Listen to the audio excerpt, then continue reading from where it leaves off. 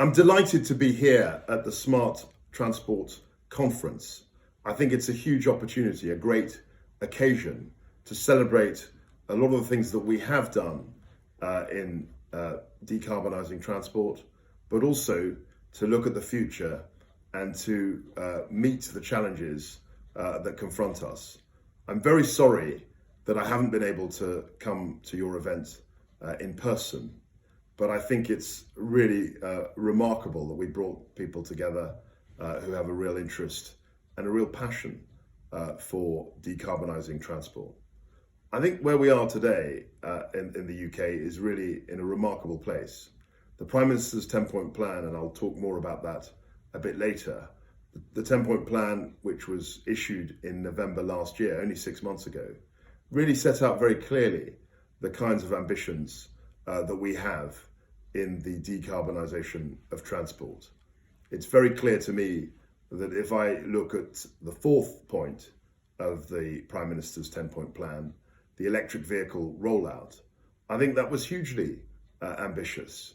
We had a debate in government whether we could phase out ICEs by 2040 initially, and that figure came down, was brought forward to 2030. And as business secretary, the automotive manufacturers that I speak to really see this as an opportunity. We had thought that they would maybe be resistant, but they've embraced it. And they're telling me now that the consumers, the demand for electric vehicles is almost running ahead of their ability to produce them. The market is that exciting. I think here in the UK, we've had a remarkable couple of years. When I consider the EV rollout. In 2020, we were the third largest market in Europe for electric vehicles. And I'm sure that that position will be enhanced in the next few years. I'm delighted to report that something like 11% already of new vehicles last year were electric vehicles. And that number is clearly going to be increasing very rapidly. We're in conversations about trying to land a gigafactory, a factory that manufactures batteries for EVs. And I think that the investment climate, the approach of people who want to decarbonize transport, I don't think it's ever been more dynamic or more hopeful. I was very pleased actually in the last few weeks to take a visit to Coventry, to see Andy Street, but also to see the UK BEIS, a really world-leading hub of research into battery technology, which will no doubt power our electric vehicle take-up. We've got, obviously, we've set up the Office for Zero Emission Vehicles, and that is really, I think, driving a lot of the policy, a lot of the thinking in this critically important area. We've announced a £2.8 billion package to promote decarbonised transport, particularly in the area of electric vehicles.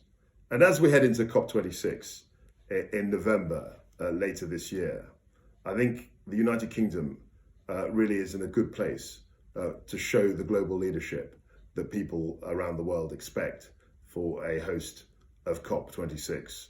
I'm always struck by my conversations with counterparts from across the world, people like former Senator John Kerry, Secretary of State, John Kerry, who is now a roving ambassador on climate change for President Biden, people like Jennifer Granholm, the Energy Secretary of the United States, but also others in Canada, in France, and all our G7 partners, that we're really showing leadership. People think of us as a leader in the fight against climate change, and clearly smart transport, smarter transport, if I can use the comparative adjective, is at the key to our leadership and a key to progress in the fight against climate change.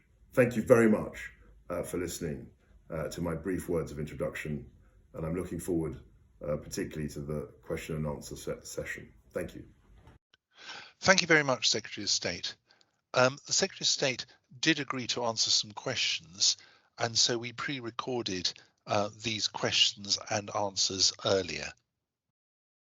Secretary of State, in November, the UK hosts the 26th UN Climate Change Conference, COP26. What are your hopes and ambitions for that? I think COP26 represents an enormous opportunity for the UK, and we're very hopeful that we can do a number of things. In short, we want to increase the nationally determined contributions of individual countries to increase their ambitions, raise their targets, just as we have done. We have increased the targets to 78% of reduction, a 78% target in terms of reducing carbon emissions on the 1990 base. And we're looking for allied countries and also countries all over the world to increase their ambitions in that respect. The other thing that I think we are very committed to is to increasing the amount of finance, the International Climate Finance, International Climate Fund, and committing more resources to helping other countries, less economically advanced countries, to help them meet ambitious climate change targets. So on those two fronts, the nationally determined contributions, having ambitious targets for those, and also encouraging the wealthier countries in the world to commit to international climate finance, the International Climate Fund, to help others on their path to decarbonisation. What action will the government take through the Automated and Electric Vehicles Act to improve the provision of electric vehicle infrastructure? I think in respect of infrastructure, this is something that comes up all the time. Anecdotally, lots of people out there want to adopt electric vehicles, but one of the main things that's stopping them from doing so is the lack of provision for charging points. And this is something which the government is fully aware of. We've committed, I think, hundreds of millions of pounds. We've announced, I think, an extra £300 million on top of the initial £500 million to really kickstart the rollout of electric vehicle charging points. And this is critically important. Clearly, the transport sector needs to attract new entrants to work on electric vehicles, as well as giving existing employees the right skills. How will the government's Green Jobs Task Force assist with that?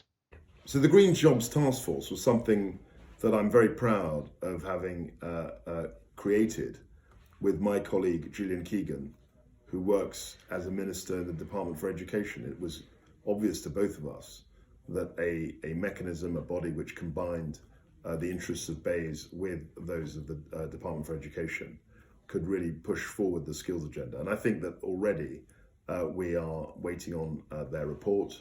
I think we're identifying skills gaps, and we want to try and train people for the new economy, the green economy. And we feel that your input as people involved in the sector is critically important in that.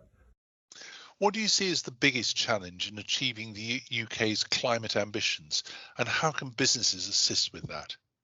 I think schemes, programmes like the UN's Race to Zero are critically important in engaging business to help government, and not just government and society at large, to reach the net zero target. What I've always said from when I was made energy minister was that we had to have a whole of society approach. We need the private sector, we need government, we need individual consumers to really work together to make sure that we hit those targets. There's still a huge range of challenges. One of the things that struck me about the Prime Minister's 10-point plan was that I think the 6th point related to jet fuel, sustainable aviation fuel, and also shipping fuel as well. So I think if you look at the transport space, yes, EVs are a challenge, the rollout of EVs are a challenge, but we have even greater challenges in areas such as aviation and shipping. And I think these are two examples of technologies, of modes of transport, which are particularly challenging to find a net zero solution to. Thank you very much, Secretary of State.